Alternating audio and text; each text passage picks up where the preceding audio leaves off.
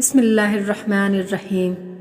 صدقہ جاریہ کسے کہتے ہیں؟ محترم ناظرین، صدقہ جاریہ اس کو کہتے ہیں کہ آدمی اپنی زندگی میں نیکی کا کوئی ایسا کام کرے کہ اس کے مرنے کے بعد بھی لوگ اس سے اس طرح استفادہ کریں جس طرح اس کی زندگی میں اس سے فائدہ حاصل کرتے تھے۔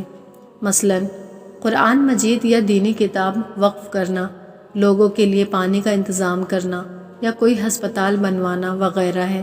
جب تک لوگ استفادہ کرتے رہیں گے اس وقت تک ثواب ملتا رہے گا۔ آپ صلی اللہ تعالیٰ علیہ وآلہ وسلم نے فرمایا، جب انسان مر جاتا ہے تو اس کے عمل کا سلسلہ ختم ہو جاتا ہے سوائے 3 چیزوں کے۔ نمبر 1 صدقہ جاریہ، یعنی وہ کام جس کا ثواب ہمیشہ جاری رہے۔ نمبر 2 وہ علم جس سے فائدہ اٹھایا جا رہا ہو۔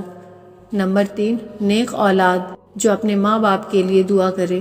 اس حدیث کے بعد اب ہر مسلمان کو یہ فکر ہو جانی چاہیے کہ دنیا میں رہتے ہوئے اپنی زندگی میں ہی کچھ ایسے کام کر جائے جس سے مرنے کے بعد بھی اس کی نیکیوں میں اضافہ کا سلسلہ جاری رہے اور وہ آخرت میں بلند درجات کو پا سکے۔ احادیث میں کچھ ایسے نیک اعمال کی تفصیل ملتی ہے جس پر اجر و ثواب کا سلسلہ موت کے بعد بھی جاری رہتا ہے۔ صدقہ جاریہ کے اقسام۔ رسول اللہ صلی اللہ علیہ وآلہ وسلم نے فرمایا، مومن کو وفات کے بعد جو نیک عمل پہنچتے ہیں ان میں یہ بھی ہیں: علم جس کی اس نے تعلیم دی، نیک اولاد جو پیچھے چھوڑی، کسی کو قرآن مجید کے نسخے کا مالک بنا دیا، مسجد جو اس نے تعمیر کی، مسافر خانہ جو اس نے قائم کیا، نہر جو اس نے جاری کی، وہ صدقہ جو اس نے اپنی زندگی میں صحت کی حالت میں اپنے مال سے نکالا ہو۔ ان سب کا ثواب اسے اپنی موت کے بعد ملتا رہتا ہے۔ پانی پلانا۔ رسول اللہ صلی اللہ علیہ وآلہ وسلم نے فرمایا، جس نے کوئی کنواں کھدوایا پھر جو بھی پیاسا جاندار اس میں سے پانی پیے گا، خواہ وہ جن ہو، انسان ہو یا کوئی پرندہ، تو قیامت تک اللہ تعالیٰ اس شخص کو اجر دیتا رہے گا۔ مسجد کی تعمیر۔ رسول اللہ صلی اللہ علیہ وآلہ وسلم نے فرمایا، جس نے اللہ کی رضا کے لیے کوئی مسجد بنوائی تو اللہ تعالیٰ اس کے لیے جنت میں گھر تیار کرتا ہے۔ درخت لگانا۔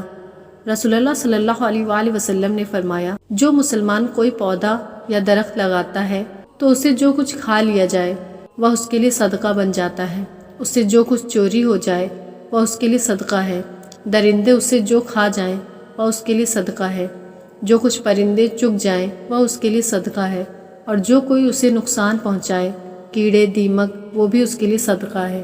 اس کے علاوہ جو آکسیجن وہ تیار کرتا ہے وہ بھی، اس کا سایہ اور اس کی لکڑی بھی صدقہ ہوگی۔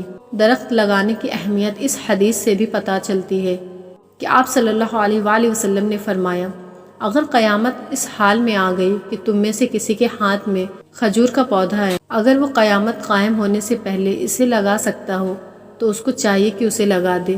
غلام آزاد کرنا۔ آپ صلی اللہ علیہ وآلہ وسلم نے فرمایا، جو شخص کسی مسلمان غلام کو آزاد کرے، اللہ تعالیٰ اس غلام کے جسم کے ہر عضو کی آزادی کے بدلے اس شخص کے جسم کے بھی ایک عضو کو دوزخ سے آزاد کرے گا۔